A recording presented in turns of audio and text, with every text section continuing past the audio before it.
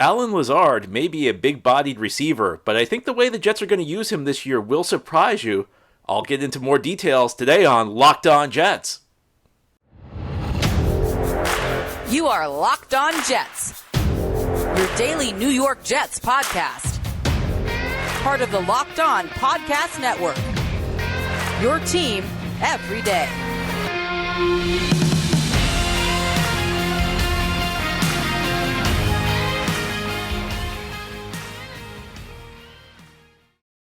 Welcome, this is the Locked On Jets podcast, part of the Locked On Podcast Network, your team every day. It's Friday, June 16th, 2023, and I'm your host, John B. from GangreneNation.com. Thanking you so much for making this show your first listen or first watch every day. Subscribe to the show for free on YouTube or wherever you get your podcasts so that you'll get new episodes as soon as they're posted. If you're listening on a podcast source, please give the show a 5-star review. And if you're watching on YouTube, give this episode a big thumbs up. These things help us out and help other Jets fans find the podcast. Today's episode of Locked On Jets is brought to you by Birddogs. Go to birddogs.com/LockedOnNFL and they will throw in a free custom Birddogs Yeti-style tumbler with every order. I think each year we have certain expectations for how the Jets are going to use a player, and sometimes those expectations do not match up with reality. Sometimes the Jets utilize a player very differently from how we are expecting them to do so. And on today's show, I'm going to talk about 3 players who the Jets utilize or will utilize differently than I think a lot of people are expecting. And I'm going to begin with probably their biggest free agent signing of the year, and free agent is the operative phrase there. Yes, I know the Jets got Aaron Rodgers this offseason, but that was a trade. The biggest free agent signing, though, is a guy very familiar to Rodgers, and that is Allen Lazard, who the Jets signed from Green Bay. He was the Packers' #1 receiver last year, spent his entire career catching passes from Aaron Rodgers, a guy that Rodgers, I think, clearly wanted the Jets to sign, a guy Rodgers trusts, and if you followed Rodgers through his career, trust is very important to him. You know, it takes a long time for him to build chemistry with receivers, and when he develops that chemistry, I think it's something that he really values. So the Jets went out and got Allen Lazard really for Aaron Rodgers. Now Lazard's a big-bodied receiver. You know, he's a guy who profiles as, you know, a guy who's very, very tall, very big. You know, profiles as a contested catch type of receiver. So you're probably thinking he's an outside receiver, right? Because in today's NFL, or in the NFL in general, you envision big receivers are going to play the outside. They're going to play what's known as the X position. The X position is the guy who's like far outside, and he lines up directly on the line of scrimmage. So on each play, you have 7 players who are allowed to line up on the line of scrimmage. 5 of them are going to be your offensive line typically. One of them is typically going to be your tight end. And then there's 1 receiver who lines up on the line of scrimmage. Now, this is a broad overgeneralization. Today's NFL, there are all sorts of different formations. You don't need to line up this way, but just to keep it simple, that's kind of the standard in football. So you have 1 receiver who is on the line of scrimmage, and this is the guy that's easiest to jam, especially against press coverage. You have a corner who lines up right across from him. You know, the corner tries to get his hands on him to disrupt his release, to throw off the timing of the route. So typically, you're looking for a bigger-bodied receiver. So I think a lot of people will look at Allen Lazard and say, well, this is going to be an X-type receiver.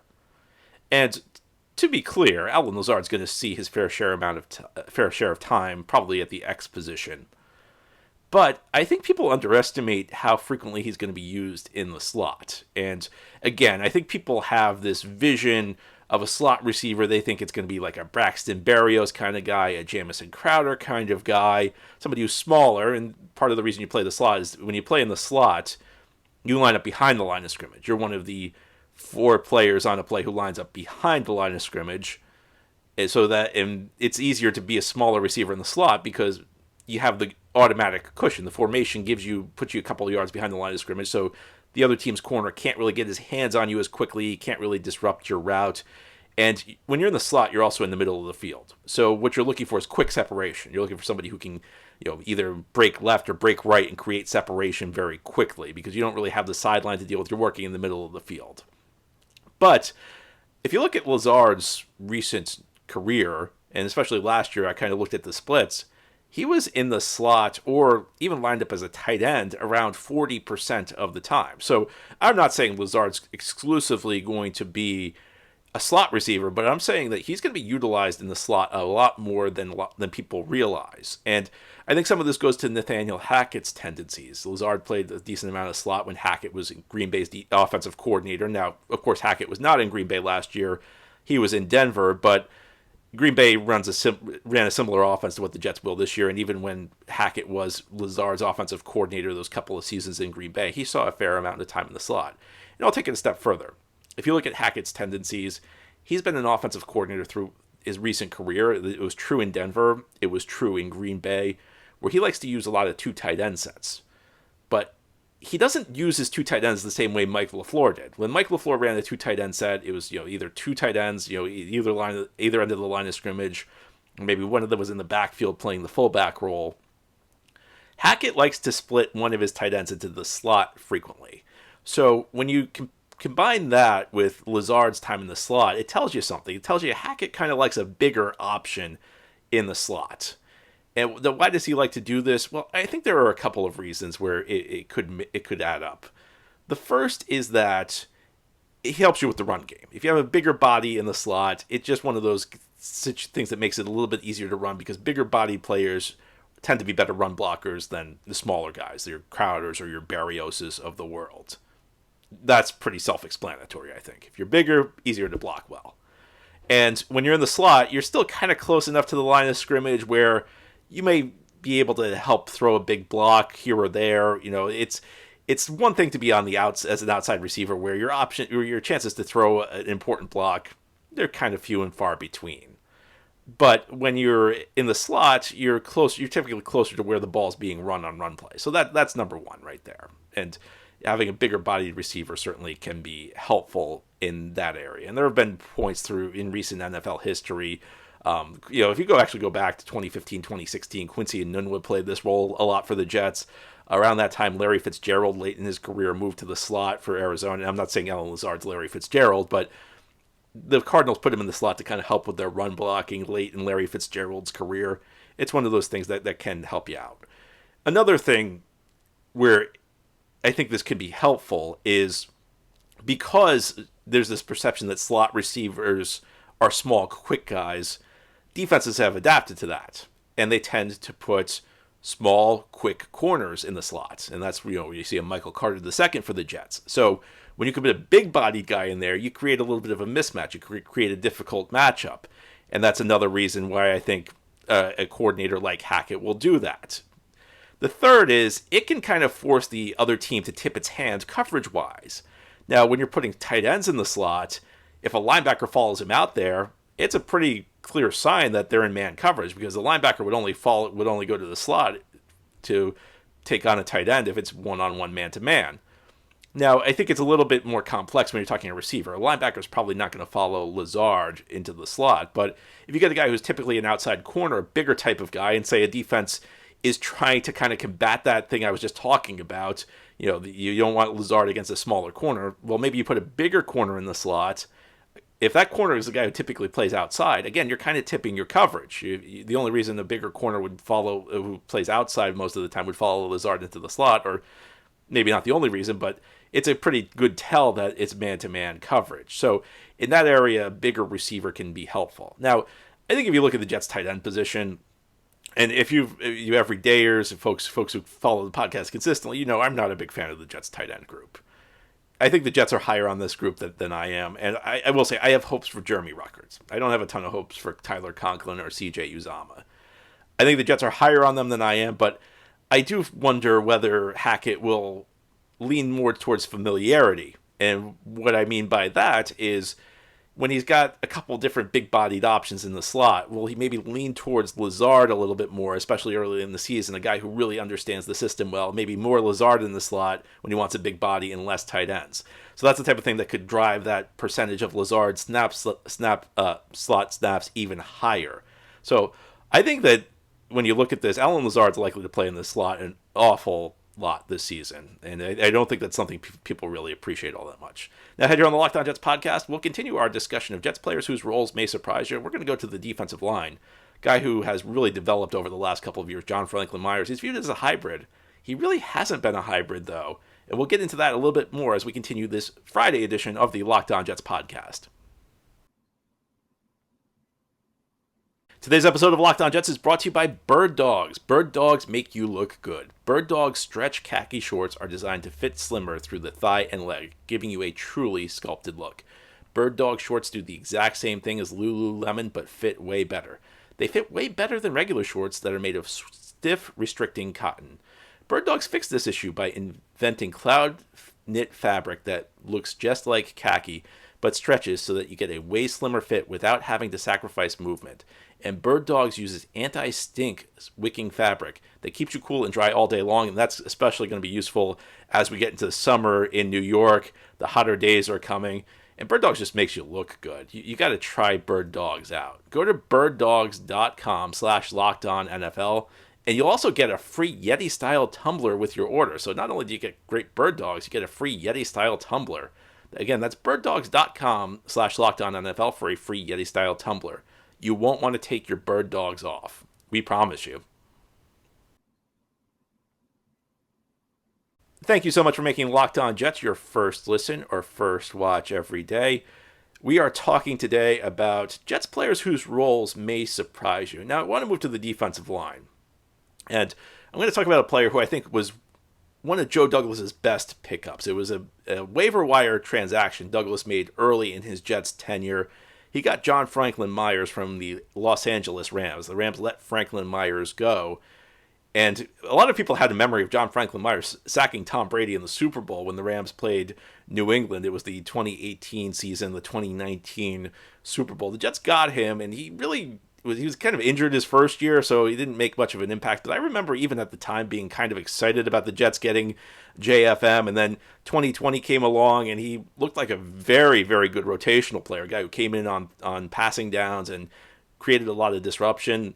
He took his games even higher to an even higher level in 2021, where he developed into a quality starter. 2022 came along, and he still played really well. Kind of an unsung hero on the defense. Jets have a lot of good defensive linemen.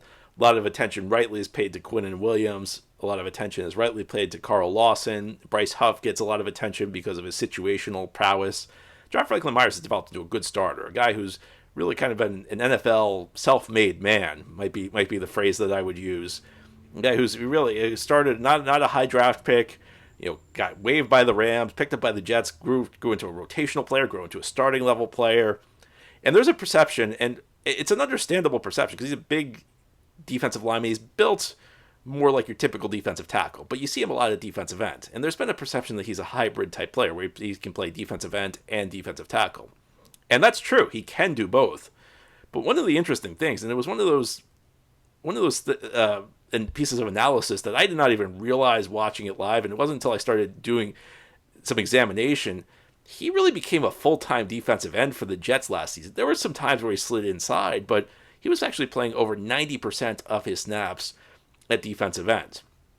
Now, it's kind of interesting because the Jets run a four-man defensive line. So typically what you have on a four-man defensive line, you have two ends who are kind of like athletic guys who can bend the edge, guys who can get to the quarterback. They're known as the edge rushers. The two guys who play inside, they're bigger type guys. They're 280, 290, 300, maybe 310, 320 kind of guys. Franklin Myers fits more the profile of the defensive end. But the Jets have utilized him a little bit differently. Now, in a three-man line, a guy like Franklin Myers would play end more frequently because you're looking for big guys. When you only have three defensive linemen, you kind of have to make up for one less guy, so you need bigger type guys in there. But Franklin Myers plays the end, a lot of four-man defensive lines for the Jets. And I think they do this for a couple of reasons. First is Robert Saleh and his defense really values speed. He wants guys to be able to rally to the football, fly. If completion's made in front of the defense for 3 yards, he wants his guys to get upfield and deliver big hits. So faster guys are typically smaller, and you see that at the linebacker position. The last couple of years, C.J. Mosley's kind of dropped weight. He's not as big as he was in his Baltimore days. The Jets are kind of hoping to sacrifice size for speed in the back of their defense. So I think the way that they compensate for that is they get bigger up front, and they essentially have three guys on a four-man defensive line who are kind of defensive tackle types. So in some ways, you could say that this defense resembles a 3-4 more than a 4-3. And I don't like using those phrases anymore because in today's NFL, you're playing nickel most of the time.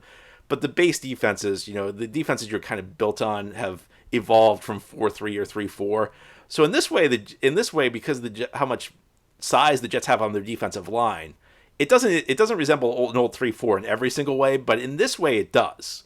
Because the Jets, I think, are trying to put a little bit more muscle on the defensive line, and that way they have guys who can tie up blockers, guys who can create disruptions, and leave their linebackers less obstructed. Because if your defensive line is big and essentially preventing the offensive line from getting a push, your linebackers have to shed less blocks. It's fine to have your linebackers shed blocks when they're bigger guys, but smaller guys struggle with that. Again, it's easier to block a smaller guy than it is a bigger guy.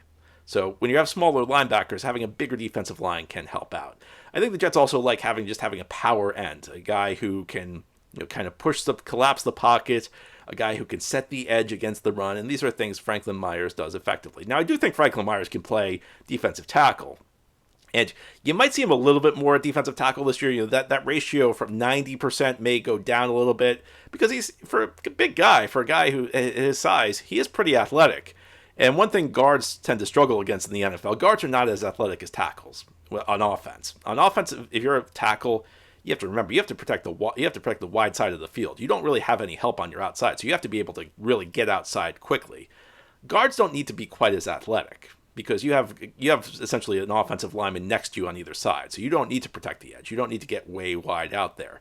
But that can also present a mismatch. If you get up against an athletic pass rusher, they can really cause you problems. Somebody who can fire off the snap quickly, guards can have an issue with that. So Franklin Myers could play inside more this year, in part because Sheldon Rankins is gone and even Nathan Shepard's gone. And I know the Jets have replaced them with a couple of guys from Seattle, Al Woods and Quentin Jefferson, but Jets are also pretty stacked at the edge spot. So I think on passing downs, you could see Franklin Myers slide in a little bit more than he did last year. And to be fair, in the early part of his Jets career, Franklin Myers kind of slid between tackle and end. But at this point of his career, I think John Franklin Myers is a defensive end. And another thing I'll say is, I don't think you want to mess with what's working. JFM has shown that he's a pretty good defensive end in this system, for what Robert Saleh needs. And Robert Saleh comes off the Pete Carroll tree. And Pete Carroll has been a guy who's been willing to mix and match. Pete Carroll has never, when it comes to the defensive line, he's never been a guy who's been wedded to the conventional wisdom. Carroll has used bigger guys at defensive end through his career. He's also used smaller guys at tackle. When Seattle had a player, Michael Bennett, who really was built more like a defensive end, and he played his fair share of defensive end back during his career.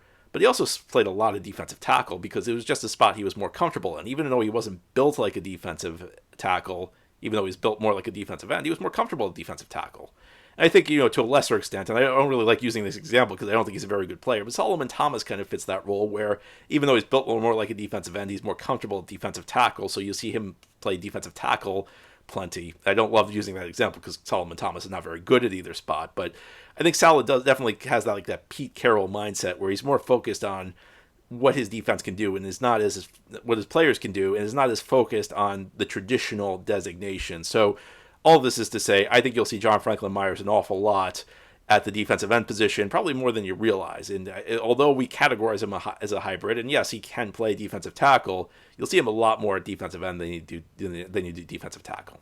Now, here on the Locked On Jets podcast, we will close out this Friday edition of our show, and we're going to talk about the receiving game. We all know that running backs in the NFL who can catch the ball add a lot of value. I would not be surprised if you saw a lot more Breece Hall in the receiving game this year, and I'll explain why as we continue this edition of the Locked On Jets podcast. This is the Locked On Jets podcast here on this Friday. We're talking about Jets players whose roles in 2023 could surprise you. We've talked about John Franklin Myers. We've talked about Allen Lazard. Now let's talk about Breece Hall. Now, Breece Hall's a running back. I'm not going to act like Breece Hall's number one role is going to be anything other than rushing the football this year. But I do think he's going to be utilized more in the passing game, and more in the passing game than people might expect. When the Jets drafted Breece out of Iowa State last year, my expectations were high. My expectations were high. I loved the pick. I loved the move. And Breece, before he got injured, and I'm still devastated over that injury, but before he got injured, he was justifying every single thing the Jets hoped from him, except for one thing. He was not that great of a receiver. Now, yeah, one great game. I know what the response is going to be because everybody's going to point to the Miami game where he posted around 100 yards. He had 2 big receptions, and you're absolutely right there. He had one great game against the Miami Dolphins as a receiver.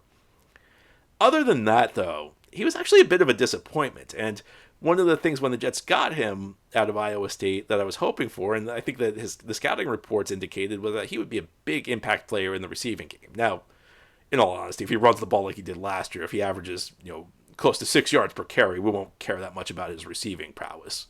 I don't think he's... Now, look, Breece is great. I don't think he's going to average 6 yards per carry. But if he averages 5 yards per carry, we're not going to care that much about his receiving prowess. But the skills are there. And for whatever reason, it just did not click for him outside of that Miami game last year. A lot of drops, a lot of rough plays in the receiving game. But because of what he did at Iowa State, we know he's got the tools to be a better receiver than he showed last year. And he's going to get a fair amount of opportunities. Aaron Rodgers likes to utilize the running backs in the passing game. And I think part of it might be, he's a smart quarterback, obviously. So if his first or second reads are not there, he's willing to check the ball down, which a lot of quarterbacks are not willing to do.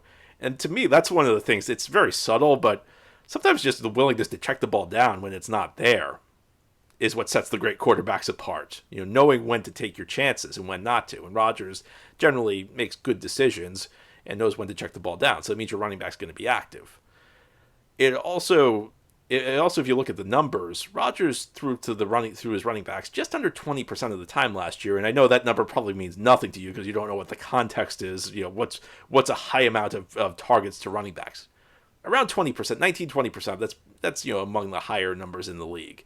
And even if you go back prior to last year, because you may say, well, Green Bay's receivers really weren't very good last year. Of course, the running backs got more targets. Look back, if you go back prior to 2022, Aaron Jones was second on the team in targets a number of years, and that's with Devontae Adams in Green Bay. So Rodgers is going to want to utilize the running backs a lot. Now, as I've said frequently on the show, I think the early part of the season, you'll probably see less of Breece than you will late in the year. I think the Jets are going to be very cautious about Breece as he recovers from this injury. They're going to keep him on a pitch count. They're not going to utilize him as much, and I think the hope will be that he'll be 100% once we get to November, December, when the Jets really need him. The Jets really needed Breece last year, and unfortunately, he was out because of an injury, which is nobody's fault. But I think to keep him healthy, to keep him fresh, and to give him a chance to fully recover, the Jets will keep him on a bit of a pitch count early in the season. You may think that that's just running, but I think the Jets will also utilize him. I think some of his touches will come in the receiving game. Look, when you got a running back like Breece Hall, you also want to design plays for him in space. You also want to throw him a decent amount of screens because you get him in the open field. He's a threat to take it to the end zone on any given play. And if Breece, part of the issue with Breece last year was just he had a surprising number of drops, and drops never really worry me that much because these guys are in the NFL. They've caught passes their entire career. Until proven otherwise, I'm just going to account to it. It was a rough start for Breece as a receiver. It's about the only negative to Breece's game last year. It's something I'm expecting him to improve because he showed plenty of receiving skills at Iowa State. So I think that you'll see a lot more Breece Hall. I think he's going to be better this year. I think, I don't know if he's going to be like Miami Breece Hall, where he's getting 100 yards receiving, but I think you're going to see him be a steady contributor in the receiving game. I think Rodgers is going to like him as a security blanket underneath when his first couple options are not open, and I think the Jets will. I think you'll see Breece Hall emerge as more of a dual threat, both as a receiver and a runner this season.